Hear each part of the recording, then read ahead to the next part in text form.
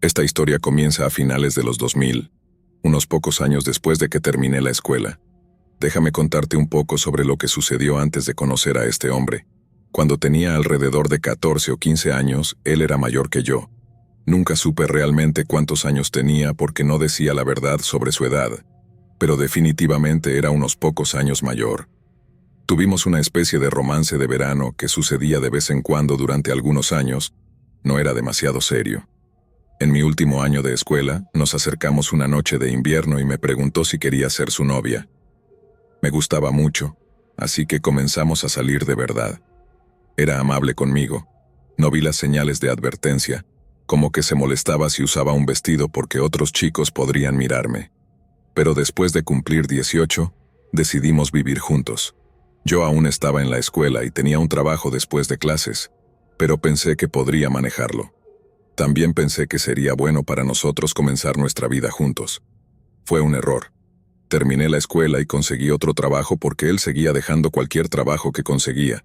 También estaba planeando ir a la universidad cerca. Estaba lista para trabajar duro por ello. Pero después de un año de esto, incluyendo muchas peleas terribles que se volvieron físicas, comencé a sentir nada. Cuando digo física, me refiero a que fue violento. Me destruyó tanto con abuso físico como mental. Sabía que merecía algo mejor. Sabía que mentía cada vez que decía que no me lastimaría de nuevo. También le creí cuando decía que podría matarme sin pensarlo 2 veces.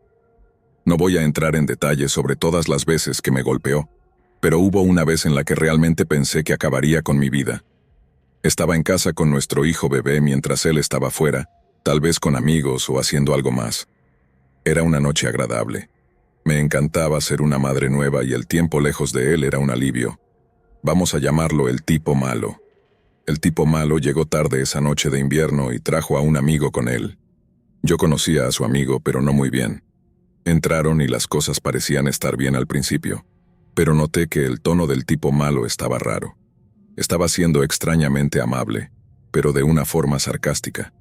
Esa amabilidad falsa generalmente era una señal de que quería empezar problemas. Me preparé para la discusión que venía, pensando que la presencia de su amigo tal vez podría protegerme. Qué equivocada estaba. Traté de no provocarlo, manteniéndome cerca de mi pequeño hijo, dejando que los 2 hombres hablaran, bebieran o lo que sea que estuvieran haciendo. No pude decir exactamente qué fue lo que lo hizo perder el control esa noche, pero lo hizo, y fue más aterrador que nunca antes. Quería empezar una pelea conmigo, gritándome en la cara que me iba a golpear como a un hombre mientras sostenía a nuestro bebé. Su amigo no lo detuvo, solo se quedó cerca, preocupado. Cuando traté de escapar, bloqueó mi camino amenazando con acabar con mi vida. Su amigo parecía aterrorizado pero no actuaba. Le entregué mi bebé a su amigo y le supliqué, «Por favor, asegúrate de que esté a salvo». Tan pronto como entregué a mi bebé, el hombre al que llamaré Elino, me tiró del cabello con tanta fuerza que sentí como si me lo estuvieran arrancando. Comenzó a patearme y golpearme. Logré liberarme momentáneamente y corrí hacia la sala de estar para pedir ayuda por la línea fija. Justo cuando estaba a punto de conectarme con el 911, me agarró, me tiró al suelo y aplastó el teléfono contra mi cara. Estaba casi segura de que la llamada no se había conectado. Los golpes y el estrangulamiento que siguieron fueron tan severos que comencé a perder la conciencia. Mi visión se nublaba y mi cabeza daba vueltas. Miré a su amigo, suplicándole con los ojos que buscara ayuda, pero estaba congelado de miedo. Elini lo amenazó, diciéndole que él sería el próximo si intentaba algo. En ese momento me di cuenta de que su amigo estaba tan atrapado por el miedo como yo, incapaz de actuar. No estaba enojada con él. Estaba agradecida de que estuviera allí para sostener a mi bebé. Sentí una sombría certeza apoderarse de mí. El Yung iba a cumplir sus amenazas esta vez. No sentiría remordimiento, como siempre decía, pero no iba a dejar que ganara tan fácilmente. Luché con todo lo que tenía. Era mucho más fuerte que yo, ayudado por lo que sea que estuviera consumiendo, y era mucho más grande. Pero yo era una madre desesperada por ver a mi hijo crecer. Mientras me golpeaba y estrangulaba, traté de herirlo de vuelta, pero no hizo ninguna diferencia. Ni siquiera parecía sentirlo. Podía saborear mi propia sangre y me sentía extrañamente adormecida.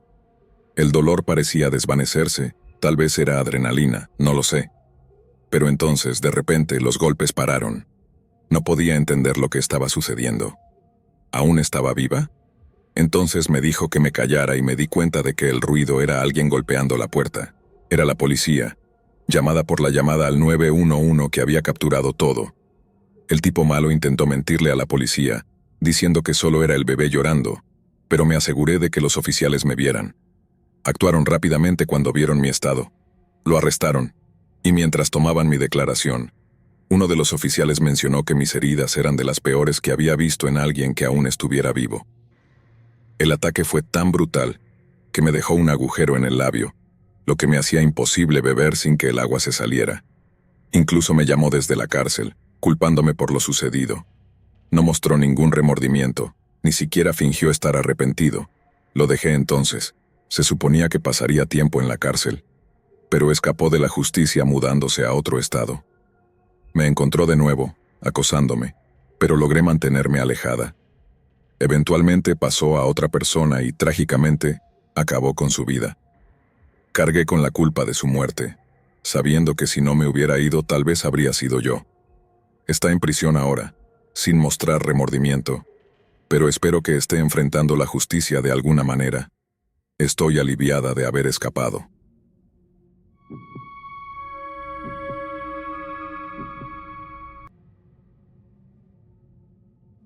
Cuando estaba en la universidad pensé en probar aplicaciones de citas como Bumble o Tinder, solo para conocer gente nueva y hacer mis días un poco más interesantes. Hice match con una chica que conocía de la escuela secundaria, llamada Sofía.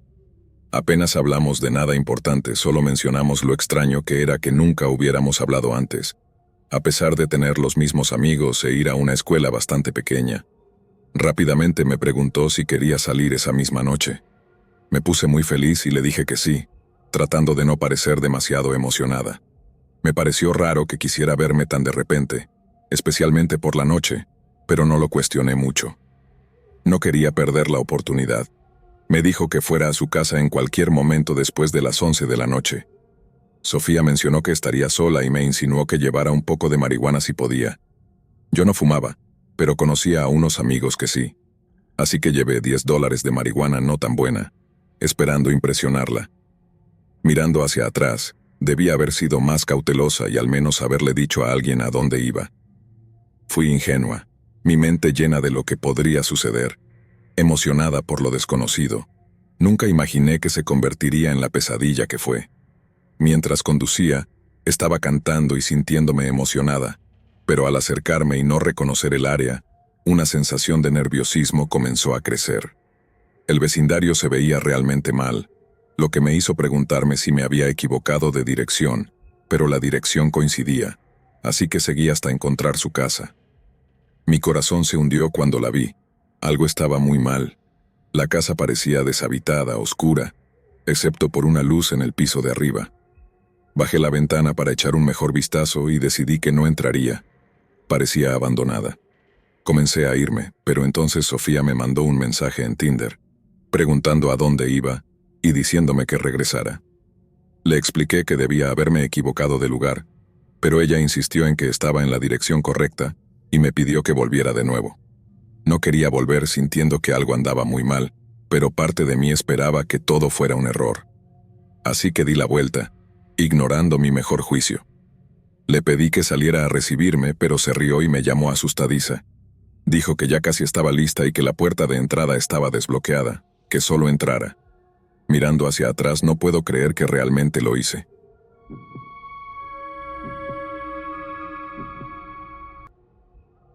Había usado Tinder una vez antes y conocía a algunas personas agradables a través de la aplicación. No eran increíbles, pero tampoco eran malas. La última vez que usé Tinder, y la razón por la cual nunca volveré a usar una aplicación de citas, fue cuando hice match con una chica llamada Emma. Al principio parecía estar bien, por lo que acepté conocerla. La encontré linda y realmente quería a alguien con quien hablar. Parecía que nos llevábamos bien, así que decidimos conocernos, pero luego todo salió mal y se volvió muy aterrador. Siempre escuchas historias de terror sobre conocer a extraños por internet, pero nunca piensas que te va a pasar a ti. Pensé que esas cosas eran raras y que no me sucederían. Supuse que iríamos a comer o tal vez veríamos una película, pero ella insistió en venir a mi casa. De hecho, fue muy firme al respecto. Le mentí sobre por qué no podía venir. Le dije que mi casa estaba desordenada y también quería salir, pero ella dijo que no podíamos vernos a menos que fuera en mi casa. Sabía que esto era una señal de advertencia, pero la ignoré porque ella era atractiva y me sentía solo. Ella parecía saberlo y se aprovechó de eso. Finalmente cedí y le dije que podía venir. Acordamos una hora, lo que me dio justo el tiempo suficiente para ordenar y estar listo. Cuando llegó, la dejé entrar. Fue muy incómodo desde el principio, y noté de inmediato que se veía diferente de la foto de su perfil de Tinder. No estaba seguro si era solo yo pensando demasiado, así que no dije nada al principio para evitar ser grosero. A medida que la noche avanzaba, las cosas empezaron a ponerse más raras. Emma no hablaba mucho sobre sí misma y seguía preguntando sobre mis relaciones pasadas y mi familia, lo cual me pareció un poco extraño. Traté de cambiar el tema a algo más ligero, pero ella siempre volvía a dirigir la conversación hacia lo mismo. El ambiente se sentía pesado y comencé a arrepentirme de haberla invitado. Luego, de repente, me pidió quedarse a dormir porque se estaba haciendo tarde y vivía lejos. Esto me tomó por sorpresa porque acabábamos de conocernos y me pareció demasiado atrevido. Traté de rechazarlo educadamente, sugiriendo que era demasiado pronto para algo así, pero se volvió insistente, casi agresiva. No soy alguien a quien se le preste mucha atención, así que no hice un gran problema de ello y seguimos hablando. Todo iba bien hasta que me preguntó si teníamos alcohol. Le dije que quedaba un poco de whisky en el armario. Fui al baño y cuando regresé ella estaba sentada en el sofá con su bebida. También había preparado una para mí, que me esperaba en la mesa de centro. No quería beber licor fuerte, así que agarré una cerveza en su lugar y me quedé con eso. Después de unas cervezas, finalmente cedí y bebí la mezcla que ella me había preparado, ya que seguía insistiendo en que la probara. Parte de mí no quería beberla porque parecía demasiado ansiosa porque lo hiciera. Tenía esta preocupante idea de que tal vez había puesto algo en mi bebida mientras no estaba. Sentía que debía alejarme de esa bebida, pero cuanto más bebía, más tonta me parecía esa idea. Ella parecía agradable y nos estábamos llevando bien. No parecía haber nada malo con mi bebida, así que finalmente la tomé. Al principio no me sentí diferente. Solo pensé que estaba borracho y exagerando las cosas. No soy bueno con el alcohol y 6 bebidas son demasiadas para mí. Pero luego las cosas se pusieron realmente extrañas. Lo último que recuerdo es estar sentado en el sofá y empezar a sentirme muy raro. Me mareé y me desmayé. Debo haber estado inconsciente por al menos 5 horas, porque cuando desperté era de madrugada y lo que encontré fue aterrador. Estaba en el suelo de mi dormitorio, despertando en completo pánico. Me di cuenta de que algo terrible había sucedido, y aún me sentía extraño por la droga que ella me había dado. Lo primero que sentí fue un dolor intenso en todo mi cuerpo, desde el cuello hasta los brazos, la espalda y el estómago. Me dolía todo. Tenía moretones por todas partes y más de 5 heridas profundas que parecían puñaladas, además de cortes en ambos brazos y en el estómago. Cuando logré levantarme, vi que mi cama y el suelo estaban cubiertos de sangre, al igual que las paredes. Ver toda esa sangre casi me hizo desmayarme de nuevo, y me costaba respirar. Intenté encontrar mi teléfono para pedir ayuda, pero había desaparecido. Ella se había llevado mi teléfono, los 4 televisores, algunas joyas y cajas fuertes con más de $20,000. Mi casa estaba vacía pero destrozada.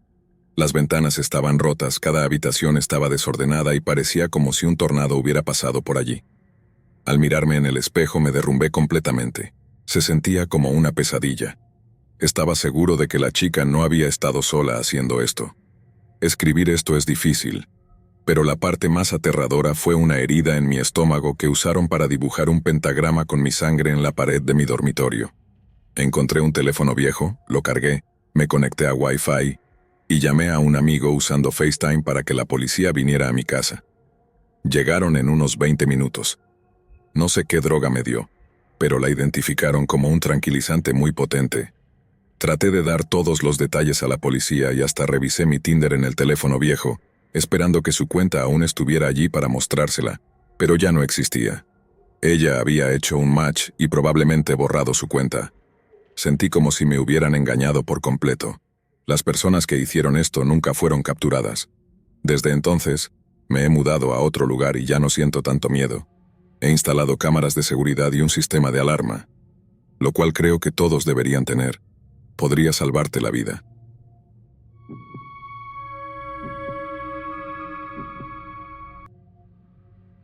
Descubrí mucho sobre mí mismo, como dónde vivía, así que le dije que no quería compartir esa información. Pero luego dijo algo extraño. Me dijo que estaba bien si no quería compartirlo porque él era un espía, y ya sabía todo lo que necesitaba sobre mí. Intenté reírme pensando que estaba bromeando, pero no parecía estar bromeando en absoluto. Mi corazón comenzó a latir más rápido porque las cosas estaban poniéndose muy raras, y me sentí demasiado expuesta. Me arrepentí de haberle dado mi número de teléfono sin pensarlo bien. Continuamos enviándonos mensajes de texto, pero luego comenzó a dejar caer pistas sobre detalles personales míos. Mencionó mi apellido, dónde vivía e incluso la escuela a la que solía ir. El pensamiento de que él supiera tanto sobre mí me puso la piel de gallina. Era tentador creer que en realidad era un espía, pero eso parecía imposible. ¿Cómo había descubierto todas esas cosas sobre mí? Siguió diciendo lo contento que estaba de que yo fuera real y no lo estuviera engañando, que estaba siendo honesta y directa. Me enojé mucho y lo llamé acosador. Su respuesta fue simplemente reírse en mayúsculas. Recuerda que, en ese entonces, la tecnología no era tan avanzada, así que no había manera de enviar una avalancha de mensajes de texto a la vez, pero él logró enviar tantos ja que se sintió como un ataque. Puede que no parezca aterrador, pero recibir esos mensajes fue aterrador. Me sentí burlada e impotente. Finalmente dejé de responderle, pero él no se detuvo. Siguió enviando mensajes durante horas. Después de una semana de esto, tuve suficiente. Fui a mi compañía telefónica y les pedí que bloquearan su número. Eso pareció resolver el problema. Nunca volví a saber de él, lo que también significaba que no era ningún agente secreto como decía, solo alguien que sabía cómo usar la tecnología de una manera espeluznante. Toda la experiencia me dejó sintiéndome sola y avergonzada. Es una lección aprendida de la manera más difícil. Ten cuidado a quién le das tu número de teléfono. Durante mucho tiempo he vivido sin una pareja. Me divertía usando aplicaciones de citas como Tinder y Badoo, solo por diversión. ¿Conocía a algunas personas extrañas? Claro, pero nada me había preparado para lo que sucedió en el frío mes de febrero de 2020, en pleno invierno. Estas aplicaciones parecían una buena forma de encontrar compañía, especialmente cuando hacía demasiado frío para disfrutar de estar afuera. Estaba en Badoo, chateando con varias chicas al mismo tiempo. Hacía esto porque la mayoría de los chats no llevaban a ningún lado, pero había una chica, llamémosla Ana, que mantenía la conversación viva y vibrante. Cada vez que recibía una notificación de Badoo con un mensaje de Ana, sentía una chispa de emoción. Le sugerí que nos encontráramos esa misma noche, y ella respondió con un simple «claro», pidiéndome la dirección de mi casa. Le envié mi dirección sin pensarlo 2 veces. Ella dijo que llegaría pronto. Traté de pedirle su número de teléfono diciéndole, «Espera, ¿puedes compartir tu número para mantenernos en contacto más fácilmente?» Pero ella no respondió. Unos momentos después, su estado cambió a offline. La aplicación hacía esto cuando alguien no había estado activo durante un rato, así que pensé que volvería pronto. Mientras tanto, volví a ver la televisión, revisando la aplicación de vez en cuando para ver si había vuelto, pero no lo hizo. 1 hora pasó, y empezó a parecer tarde para una visita. Además, comencé a sentir el cansancio del día, así que decidí dar por terminada la noche y me fui a la cama. El sol salió temprano al día siguiente, al igual que yo. La mañana me saludó con una suave lluvia y un cielo que aún conservaba las sombras de la noche. El reloj mostraba que apenas eran las 6:30 de la mañana. Me sentí aliviado de que no fuera más tarde. El día aún tenía la oportunidad de ofrecerme más descanso. Pero la curiosidad me empujó a revisar mi teléfono en busca de nuevos mensajes o notificaciones sin importancia. Para mi sorpresa, había varias alertas de Badoo. Ana había enviado múltiples mensajes. Despabilándome, abrí la aplicación. Su primer mensaje decía, «Estoy en camino, debería estar ahí para las 3 de la mañana». Luego, alrededor de las 3:20 de la mañana, escribió, «He llegado». Para las 4 de la mañana los mensajes tomaron un giro escalofriante con «Te estoy viendo». Su estado mostraba que estaba en línea en ese momento. Luego otro mensaje llegó, haciendo sonar el conocido beep. «¿Cómo dormiste?». Component Placement decía. Una oleada de miedo me recorrió, mi corazón latiendo fuerte en mi pecho. Me apresuré a la ventana escaneando los arbustos en busca de algún signo de ella, antes de cerrar rápidamente las persianas. Con los dedos temblando escribí «¿Quién eres?». Casi al instante llegó una respuesta. «Revisa tu armario». Miré al otro lado de mi habitación hacia la puerta del armario, ligeramente entreabierta, una puerta que estaba seguro de haber cerrado la noche anterior. El pánico me invadió. Grité mientras la puerta del armario se abría lentamente, revelando la oscuridad en su interior. Llamé a mi padre olvidando en mi terror que estaba fuera el fin de semana. Solo mi hermano mayor estaba en casa. Corrió en mi ayuda, y juntos nos armamos de valor para revisar el armario, sin encontrar nada. Un escalofrío recorrió mi espalda, un recordatorio de que había olvidado cerrar la ventana la noche anterior. La situación parecía más clara, pero no menos aterradora. Fui a la policía con la esperanza de que pudieran rastrear al remitente a través de los mensajes en Badoo, pero me encontré con la realidad de que se necesitaba una orden judicial para obtener esa información. A pesar del miedo, elegí no continuar con el asunto. Después de una semana llena de temor, no sucedió nada más, lo que me permitió gradualmente superar el incidente.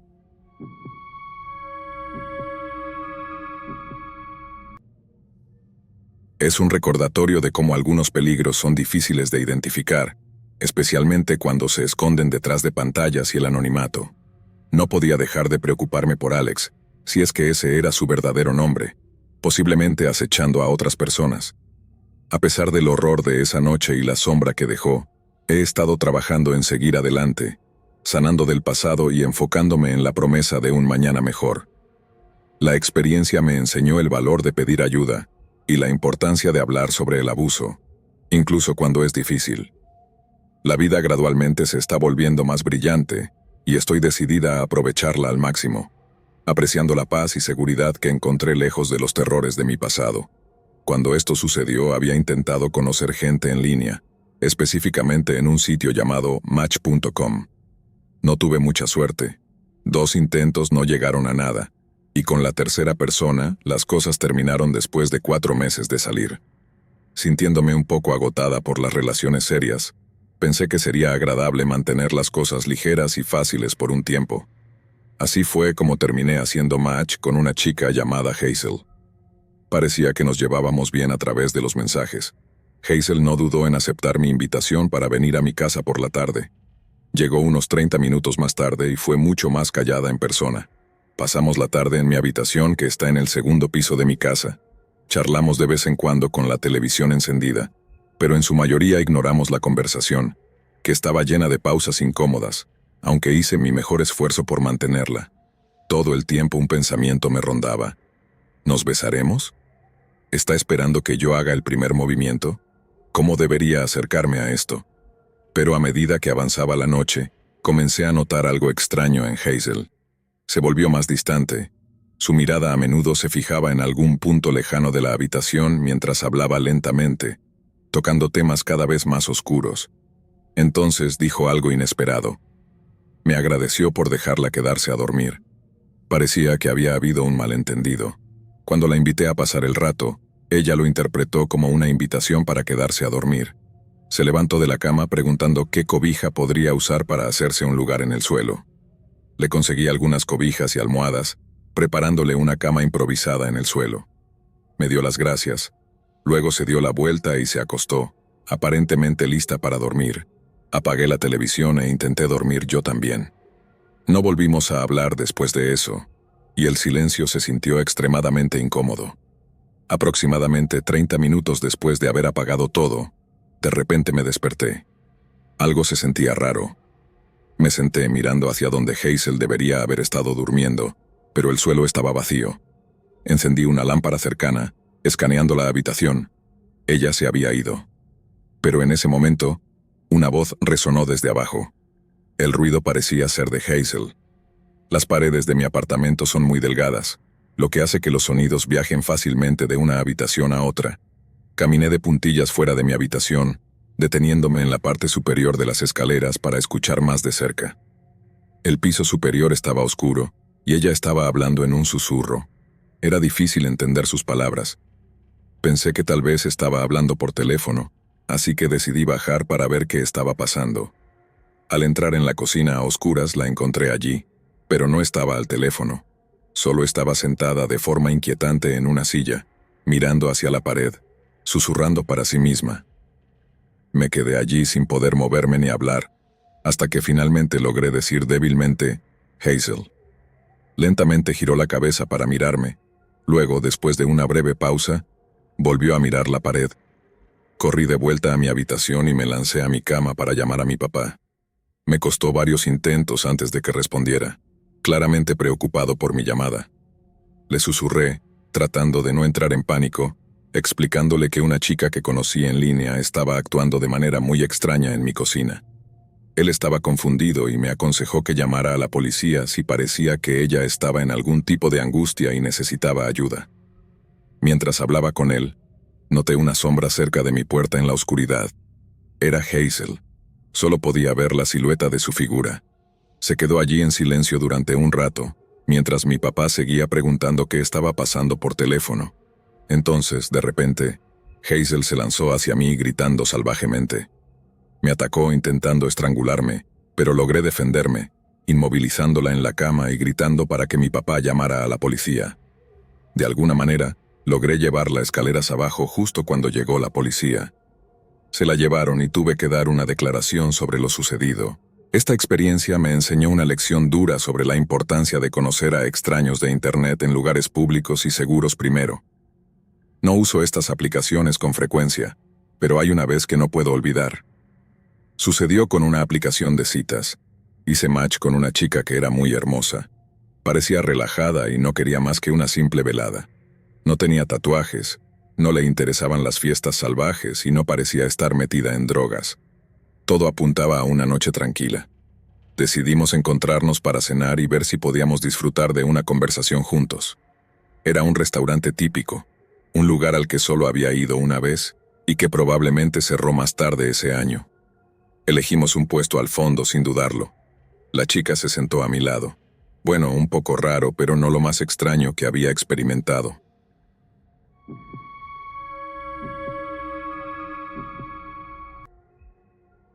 Mi trabajo implicaba muchos encuentros casuales, pero mantenía mi vida personal separada. Los hombres en mi trabajo eran solo clientes, nada más. Esperaba encontrar un novio regular en una de estas aplicaciones, sin considerar que tal vez no aceptaría mi trabajo. Hice match con un chico que era exactamente mi tipo. Era todo lo que siempre había querido. No le conté a mis amigos sobre él, temiendo que pudieran quitármelo antes de que pudiéramos conocernos. Mirando hacia atrás, me pregunto si de alguna manera sentía que era demasiado bueno para ser verdad. Este periodo se sintió como estar rodeada de amor. Era la fase de la luna de miel, donde todo parece perfecto, pero esta conexión intensa comenzó a interferir con mi trabajo. Finalmente decidimos conocernos. Nos saltamos los pasos habituales de una cita, y fui a su casa tarde una noche después del trabajo. Nuestra conexión fue intensa desde el principio. Era apasionada y libre, completamente diferente de los encuentros estructurados en mi trabajo. Con él, sentía que podía ser realmente yo misma y dejarme llevar. Sin embargo, a medida que las cosas progresaron, él comenzó a cambiar. Comenzó a hablarme de maneras que me resultaban muy perturbadoras. Desde nuestras primeras conversaciones, había usado lenguaje sucio, pero ahora iba demasiado lejos. Era cruel, degradante, y honestamente, me asustaba. «Pensé que te gustaba esto», comentó. Me quedé sin palabras, a mencionar detalles sobre mi trabajo y lo que hacía allí. Fue entonces cuando me di cuenta de que debía haberme conocido del club. Allí estábamos, desnudos y entrelazados en su cama, sus manos apretando mi cuello. En ese momento me di cuenta de que no había nada que pudiera hacer más que someterme y esperar sobrevivir. Ahorraré los detalles de lo que sucedió después. Es un recuerdo doloroso para mí y perturbador para muchos otros. La violencia escaló al punto de que seguía perdiendo la conciencia. Los pocos amigos en los que confié simplemente dijeron que debía haberme desmayado. Después de todo, insistió en que me quedara a pasar la noche. Pasé una noche aterradora, temiendo lo peor. ¿Me volvería a hacer daño? ¿Se forzaría sobre mí una vez más?